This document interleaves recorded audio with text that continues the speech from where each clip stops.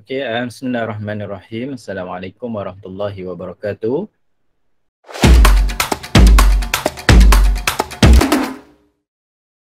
Okey, so minggu ni adalah kelas kita untuk minggu ni dan untuk hari Selasa nanti cuti merdeka, jadi tak adalah kelas untuk kita, jadi kita kena habiskan terus bab 11 ni. Jadi bila kita habiskan yang ni, kita ada tinggal satu bab saja lagi. InsyaAllah kita cuba settlekan pada minggu depan. Jadi sebelum bulan 10 sebenarnya kita boleh habislah kita punya syllabus dan meneruskan latih to be lah nanti. Okay, so saya share screen di mana kita berhenti pada minggu lepas. Okay, Alhamdulillah pada minggu lepas kita stop dekat thalassemia. So kita reverse balik, flashback balik apa yang last kali kita belajar tentang thalassemia. So minggu ni kita masih lagi menggunakan modul yang saya berikan pada minggu lepas dan ada sambungan dia sebab bab ini dia lebih kepada macam mana kita nak selesaikan masalah berdasarkan kepada pewarisan, sama ada monohybrid ataupun dihybrid inheritance, hukum Mendel pertama dan juga hukum Mendel yang kedua. Okay, so thalassemia, kita tengok dulu thalassemia, kita imbas balik. Thalassemia ni adalah penyakit pewarisan yang boleh diwarisi, can be passed down to the generation, from generation to generation, dan ianya melibatkan gene mutation pada autosom, sama ada melibatkan kromosom nombor 11 ataupun 16.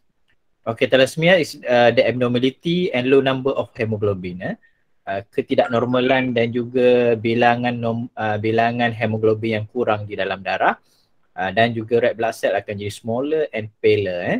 So ini adalah contoh inheritance in thalassemia, situasi 1 untuk ibu yang normal, okay, dan father sebagai carrier. So dalam thalassemia ni dia ada 3 jenis. Okay, yang pertama dia ada normal, yang kedua dia ada carrier, yang ketiga dia ada pengidap thalassemia. So untuk carrier ni dipanggil sebagai thalassemia. Thalassemia apa istilah dia? Thalassemia minor. Okay, di mana dia tak menunjukkan ciri-ciri thalassemia, dia hanya membawa genetik. Okay, membawa kod genetik yang menentukan penyakit thalassemia. Okay, so kalau situasi 1, normal mother kahwin dengan father carrier, so anak dia secara umumnya dua-dua normal. Okay, tapi kalau secara genetiknya satu normal, satu carrier. Okay, dua-dua sihat lah. Okay, manakala kalau both father and mother is a carrier, okay, dua-dua mak dengan ayah adalah carrier, di mana setiap seorang tu membawa satu kod genetik, membawa maklumat tentang thalassemia. Okay, so dia ada kemungkinan 1/4 untuk mendapat anak yang thalassemia, sebab bila dua yang biru bergabung dengan yang biru, so dia akan jadi totally blue. Okay, so kalau pink gabung dengan biru, dia akan jadi carrier. Okay, so yang warna biru dengan pink tu adalah thalassemia carrier, manakala dipanggil sebagai thalassemia minor, manakala yang warna biru penuh tu adalah thalassemia major. Okay, so kita tengok contoh yang saya berikan dalam modul yang saya berikan pada kamu. Okay, kita tengok contoh yang keempat ni, di mana thalassemia mother, okay, thalassemia mother, dia punya genotype dia adalah B kecil, B kecil. Okay, manakala bapa dia adalah carrier, B besar, B kecil. So they will produce small b here, and here is capital B and small b.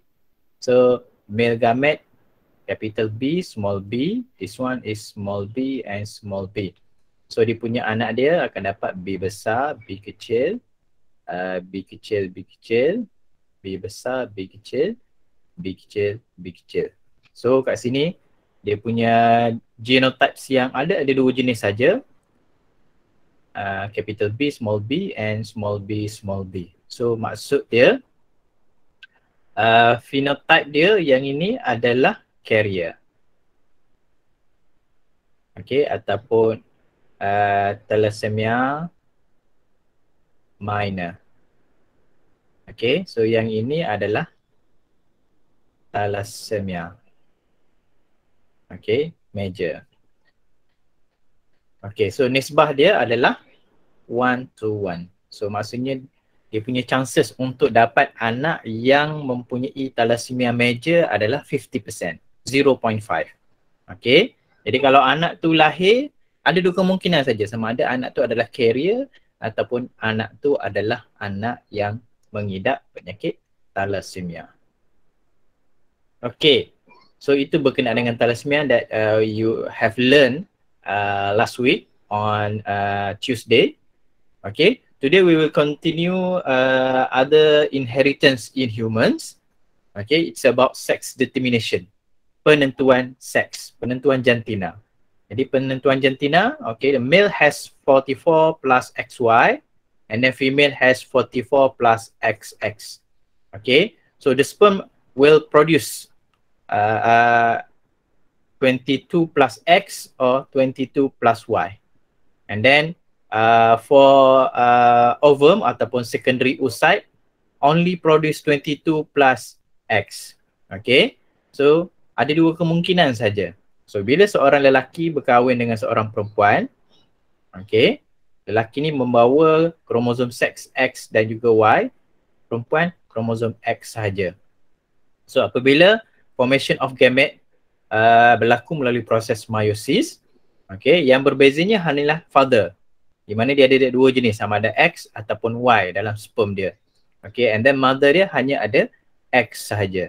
So bila dia combine, so kalau X bertemu dengan X, maka dia akan dapat anak female. Manakala kalau anak dia, kalau X bertemu dengan Y, maka dia dapat anak lelaki. Okay, so phenotypic ratio dia mudah sajalah, 1:1. Jadi kalau anak tu lahir, orang yang normal, anak tu lahir, okay, sama ada lelaki ataupun perempuan. Dia tak ada kemungkinan lain. Kalau kemungkinan lain tu mungkin wujud sekiranya berlaku mutasi dan sebagainya je lah. Okay. Okay. Seterusnya adalah sex-linked inheritance. Okay. Gen terangkai seks. Okay. Pewarisan terangkai seks ataupun pewarisan yang dibawa oleh kromosom seks. Okay, the gene located on the sex chromosome which controls specific characteristic but are not involved in sex determination are known as sex-linked gene. Okay, gene terangkai seks, di mana gene tersebut dia tidak menentukan ciri seksual ataupun gender seseorang, tetapi dia menentukan ciri-ciri yang lain. Okay, for example, gene of color blindness and hemophilia. Okay, located at the X chromosome. Dia hanya ada pada kromosom X. Kalau kita tengok ke atas ni, okay, kromosom X dan juga kromosom Y ni, okay, kromosom X lebih panjang daripada kromosom Y. Okay, kromosom Y ni dia pendek, dia hanya membawa ciri seks saja. Manakala Y sebab dia kromosom dia panjang, jadi dia ada ruang untuk memasukkan genetik lain, gene yang lain selain daripada seks. Okay, dan dua gene yang terlibat tu adalah buta warna, color blindness dan juga hemophilia. Okay, so kedua-dua ni dipanggil sebagai sex-linked genes. Maksudnya penyakit seperti ini, color blindness dan hemophilia, dia ada kecenderungan pada lelaki ataupun perempuan. Okay. Okay, so the Y chromosome is shorter than the X chromosome, does not contain many alleles as X chromosome. Jadi sebab Y itu pendek, jadi dia tak ada banyak allele ataupun gene yang berada di dalamnya. Okay, so any traits in male caused by either the dominant allele or recessive allele on chromosome X is observed. So kita tengok sex-linked genes. Yang pertama iaitu color blindness. Okay, color blindness. Okay, buta warna. Color blindness is a condition in which a person cannot differentiate some specific colors such as red and green. Okay, orang yang buta warna ni adalah orang yang tak dapat membezakan warna yang spesifik di antara warna merah dan juga hijau. So maksudnya warna merah dengan hijau tu, range color di antara merah dengan hijau tu, sebarang warna di antara kedua warna tu, orang tu tak boleh nak identify. Dia nampak sama saja. Okay. So that's why dekat lampu isyarat kan, dia ada kuning, merah, hijau. Okay. So dia tak boleh tentukan yang mana satu merah, yang mana satu hijau, yang mana satu kuning. Kalau dia tak tahu susunan lah. Tapi lampu isyarat tu memang kita tahulah yang atas tu merah, tengah tu kuning, bawah tu adalah hijau. Kan? Okay. Tetapi kalau dia melihat sesuatu objek ataupun tulisan, okay, dia tak boleh nak baca. Okay, color blindness is caused by the recessive allele found in the X chromosome and most people with color blindness are male. Kenapa dia kata kebanyakan orang yang mengalami color blindness ni adalah lelaki. Okay. Okay, so in sex-linked inheritance research, X and Y chromosome must shown when writing the genotypes. Dominant allele represented by a capital letter, whereas the recessive allele by a small letter on X chromosome. So disebabkan ianya dibawa oleh sex chromosome, kalau keadaan biasa yang macam tadi, macam kes thalassemia tadi, kalau kita guna huruf B, so kita tulis B saja. B besar ke, B kecil ke, B besar, B kecil. Tetapi dalam kes sex-linked genes ni, kita kena tulis kromosom seks dia, iaitu X dan Y. Okay, so gene tadi dibawa oleh kromosom X, so kita kena tulis dekat X. Sebagai contoh, untuk color blindness, kita wakilkan dengan B. B tu blindness. B besar adalah dominant, B kecil adalah recessive. Okay, so dominant ni maksudnya dia normal. Okay, manakala dia dah bagi tahu dah kat sini. Dia dah bagi tahu kat sini. Okay, color blindness is caused by recessive allele. So recessive allele dia adalah B kecil. Okay, so bila kita tulis, kalau male, normal dia XB besar dengan Y, lelaki. Okay, kalau perempuan normal, XB besar, XB besar. Okay, untuk lelaki dia tak ada carrier. Sebab apa? Dia hanya ada satu X saja. Satu lagi Y. Okay, kalau carrier dia mesti satu dominant, satu recessive. So female dia ada carrier sebab dia ada dua kromosom X. So XB besar dan juga XB kecil. Okay, color blind untuk lelaki, dia hanya ada satu saja, X. So bila ada B kecil, maka dia adalah color blindness. Okay, manakala female, dua-dua B kecil, dua B kecil, barulah dia jadi color blind. Jadi lelaki ni hanya ada dua kemungkinan, sama ada dia normal ataupun dia color blind. Kalau perempuan dia ada tiga, normal, carrier ataupun color blind. Okay, so let's see the example. Okay, contoh yang ditunjukkan. Okay, father with normal eyesight. Okay, orang normal. Manakala mother dia adalah normal eyesight tapi dia carrier. Okay, schematic diagram of normal eyesight marries a man with normal eyesight married with heterozygous color blindness. Okay, so genotype untuk normal lelaki XB besar. Okay, manakala carrier XB besar, XB kecil. So bila pembentukan gamet, okay, yang lelaki akan menghasilkan sperm XB besar dan juga Y, manakala perempuan akan menghasilkan dua jenis ovum ataupun secondary oocyte, XB besar dan juga XB kecil. So bila berlaku fertilization, XB besar combine with XB besar, dia akan menghasilkan anak perempuan normal sebab dua-dua X. Okay, dan sekiranya XB besar combine, fertilize dengan XB kecil, so dia akan dapat anak perempuan normal tapi dia carrier sebab dia ada satu B kecil. Okay, kalau XB besar daripada secondary oocyte bergabung dengan Y, maka dia akan dapat anak lelaki yang normal. XY, lelaki. Okey. Tetapi kalau secondary oocyte itu mengandungi XB kecil bergabung dengan Y, maka bayi lelaki itu akan mengidap color blindness. So phenotypic ratio dia 1:1:1:1:1. So 1/4. Okay, 0.25 dia punya probability. So this is example of Ishihara test plate. Jadi warna hijau background dia, tulisan tu warna orange dengan merah. Jadi orang yang color blind tak akan nampak. Okay, nombor berapa ni yang ada pada figure 11.2? 36.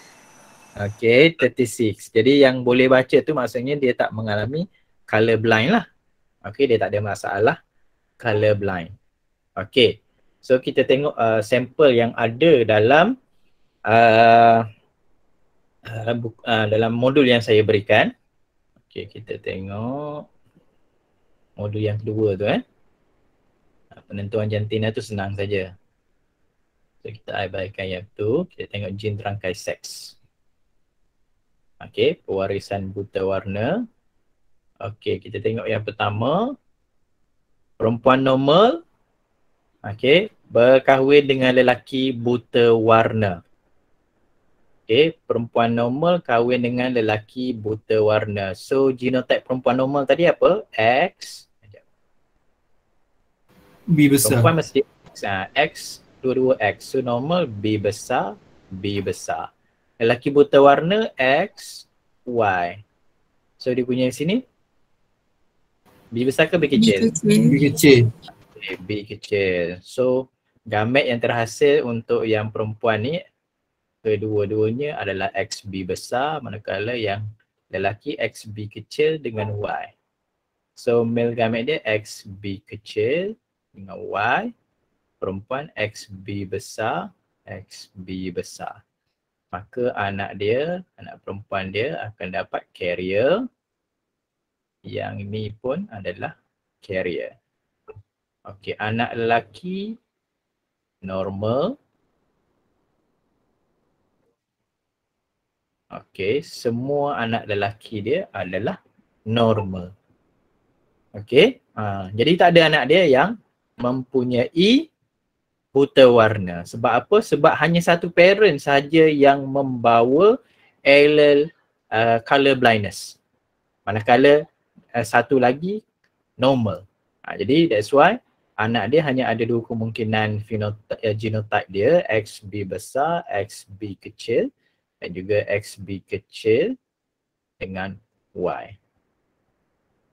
Okay, so yang ini normal, female. Okay, carrier normal normal male. Okay, ini normal female dalam kurungan carrier. Okay, so nisbah dia 1:1. Okay, kes yang kedua. Okay, perempuan buta warna kahwin dengan lelaki normal. Okay, perempuan buta warna, kalau perempuan dia mesti homo apa dia panggil istilah dia? Kalau dua-dua resesi. Homozygous. Okay, lelaki normal XB besar dengan Y. So kita tengok kemungkinan dia. Dia kalau buta warna ni dia tak efek sangat kehidupan. Melainkan dia nak ambil kerjaya-kerjaya tertentu lah. Nak jadi tentera ke, nak jadi pilot ke, itu akan mempengaruhi lah. Sebab dia tak ada masalah kesihatan. Dia hanya tak boleh nak bezakan warna saja. Okay. So kat sini dia ambil jantan XB besar, Y, XB kecil, XB kecil. So dia akan dapat perempuan carrier. Okay, dan semua anak lelaki dia adalah colorblind. Okay, so semua anak lelaki dia pengidap buta warna. Okay, so yang ini colorblind. Ini carrier female. Male. Okay, ratio dia 1:1.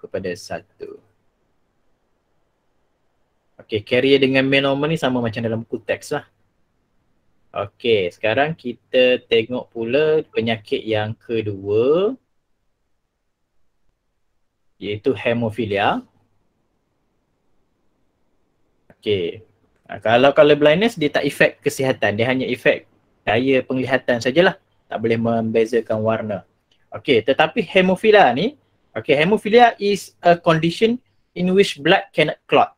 Darah tidak boleh membeku in normal circumstances due to the lack of blood clotting factor. Darah tidak boleh membeku dalam keadaan biasa kerana kekurangan faktor pembeku. Okay, so masa tingkatan 4 kamu dah belajar tentang mekanisme pembekuan darah. Jadi ada bahan yang membantu proses pembekuan darah tu tidak dihasilkan. Okay, so can cause excessive internal or external bleeding which may be fatal, boleh menyebabkan kematian. Okay, hemophilia is due to the presence of recessive allele in the X chromosome, juga dibawa oleh kromosom X, kromosom yang membawa allele recessive. Okay, yang akan menyebabkan the male to be hemophilic. The female will only be hemophilic if both recessive alleles are present. Okay, so lelaki ni lebih tinggi dia punya risiko dia sebab sama macam colorblind lah. Maksudnya kalau dia ada satu sahaja recessive allele pun dah memadai untuk salah satu daripada parent dia. Okay, so kita tengok kat sini contoh yang diberikan. Okay, XH besar adalah dominant. Okay, so di mana dominant tu merujuk normal. H kecil adalah recessive allele iaitu hemophilic. Yang ini normal. Okay, so lelaki normal XH besar dengan Y, manakala pengidap XH kecil Y. Okay, female pula XH besar normal, XH besar, XH kecil adalah carrier, manakala XH kecil adalah hemophiliac. Okay, pengidap penyakit hemophilia. So, situasi yang diberikan kat sini adalah apabila normal female married with normal male married with a normal female which is carrier. So lelaki ni normal kahwin dengan perempuan carrier. Secara luarannya dua-dua normal, darah membeku dengan elok. Cuma yang perempuan ni membawa gene tentang hemophilia, ada huruf H kecil.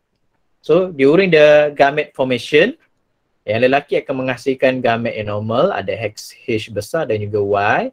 Manakala perempuan akan menghasilkan satu gamete normal, XH besar, dan satu lagi hemophilia. So, dia akan dapat anak perempuan normal, anak perempuan pembawa, sebab satu yang pembawa tu diterima daripada female, XH besar daripada sperma. Okey. Manakala, bila Y bergabung dengan gamete XH besar, dia akan dapat lelaki normal. Okey. Sekiranya Y bergabung dengan XH kecil, maka dia akan dapat anak lelaki yang hemophilia. Okay. So, ini dia punya nisbah dia 1:1:1:1:1. Ini sekiranya lelaki normal kahwin dengan perempuan pembawa. Okay.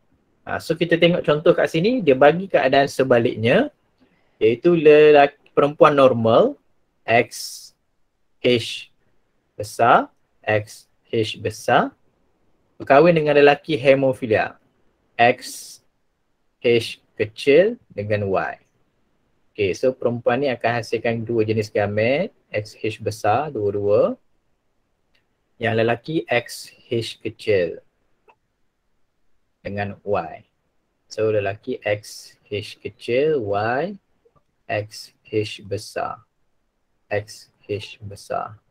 So kesemua anak perempuan dia adalah, so anak perempuan dia ni adalah XH besar, XH kecil, anak lelaki XH besar dengan Y.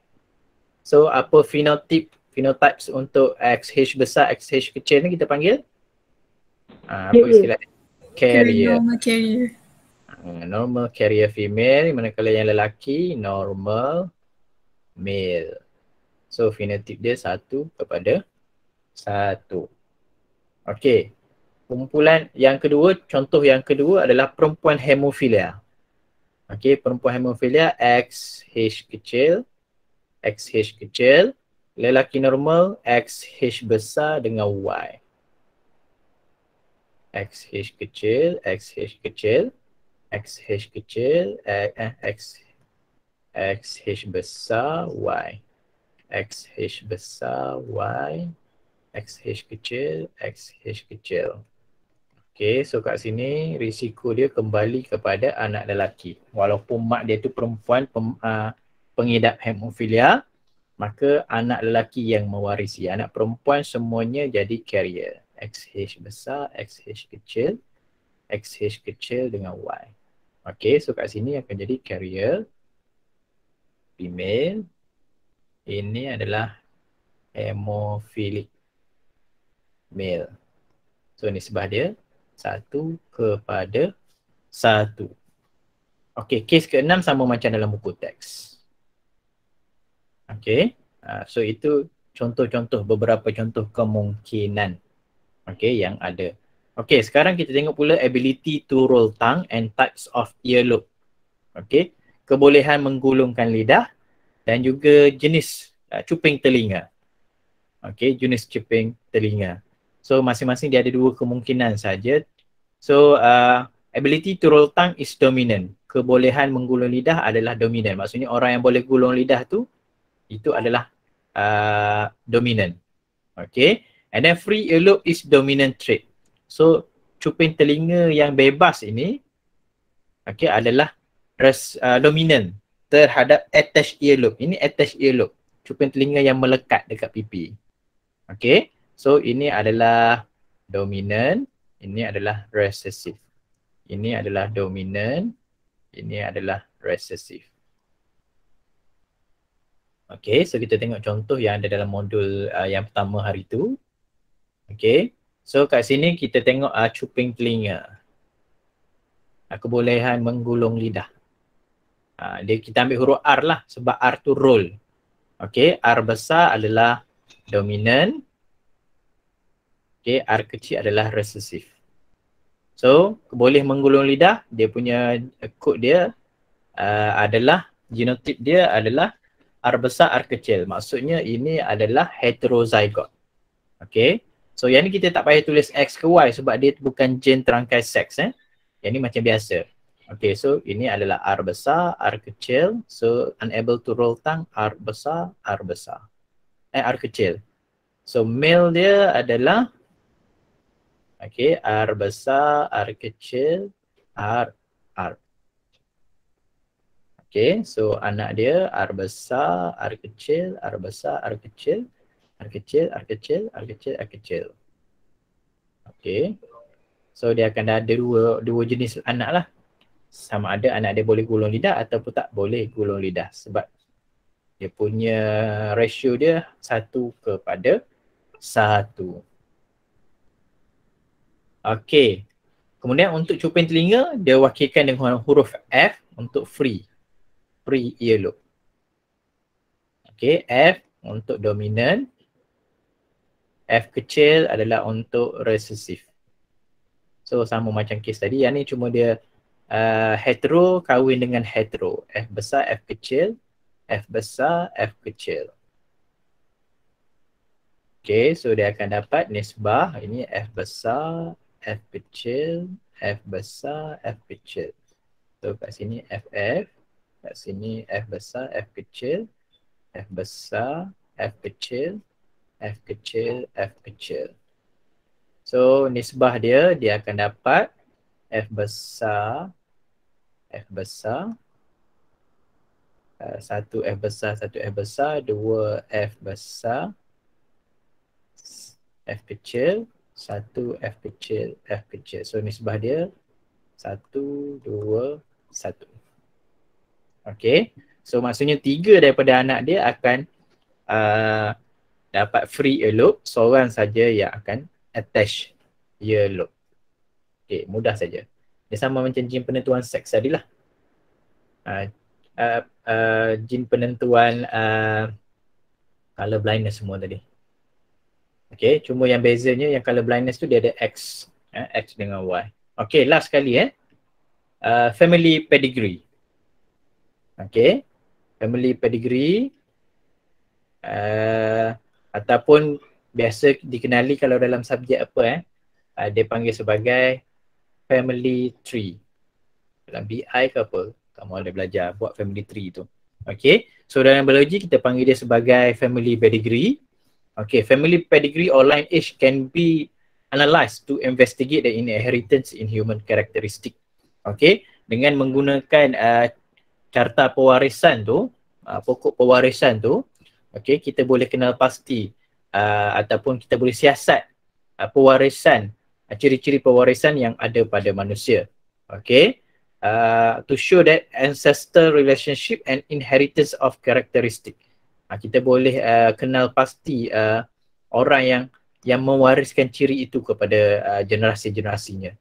Okay, so analysis in family pedigree enable the geneticist to predict an inherited characteristic of interest and also to identify the feature of dominant or recessive. Normally, a dominant gene appears in every generation, whereas a recessive gene is probably hidden in the certain generation.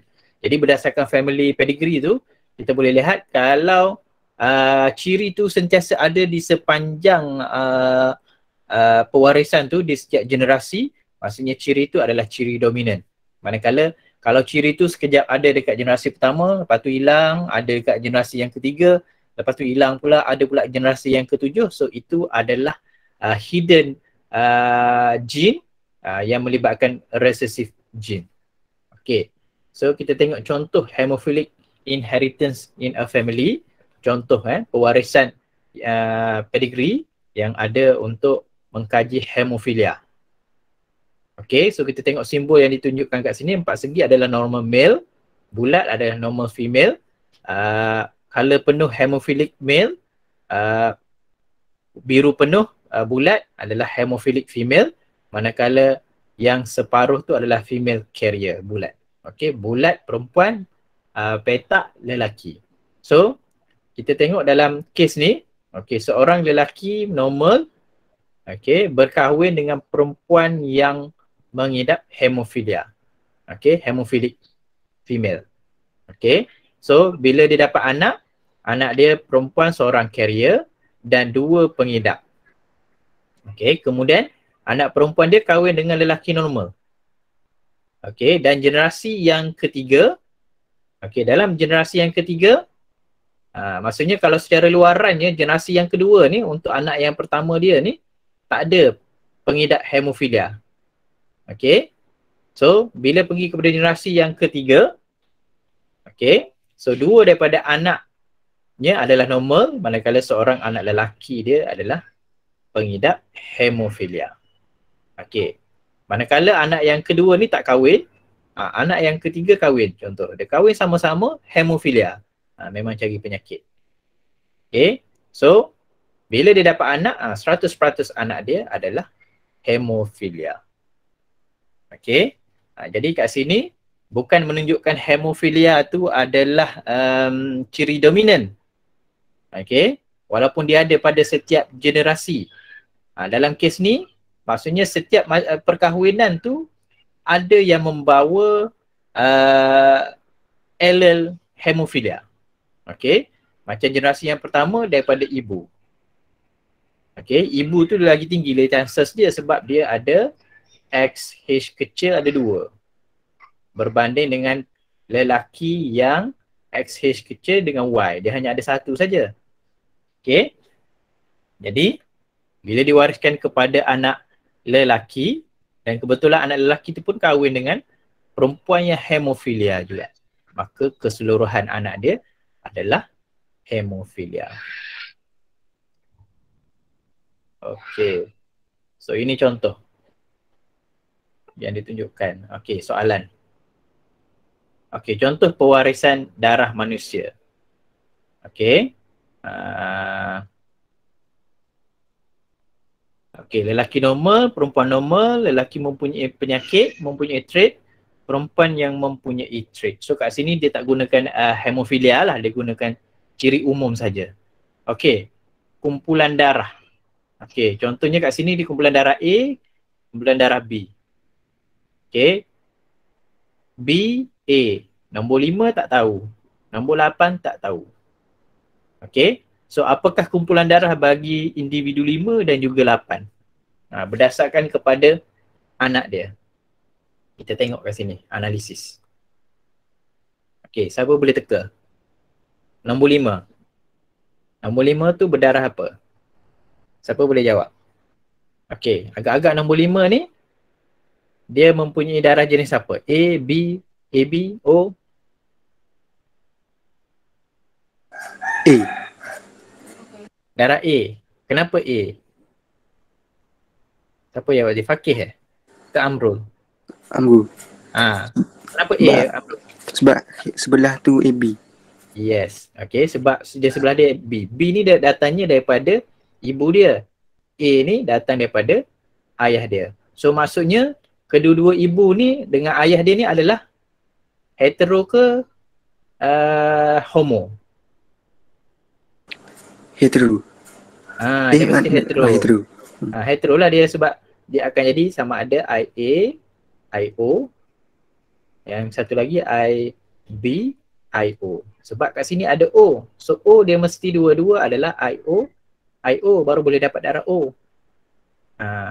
Okey, jadi betul lah tu Amrul jawab tu. Okey, soalan nombor 8. Yang nombor 8 ni pula, darah jenis apa? Bapak dia darah AB. Kenapa AB? AB.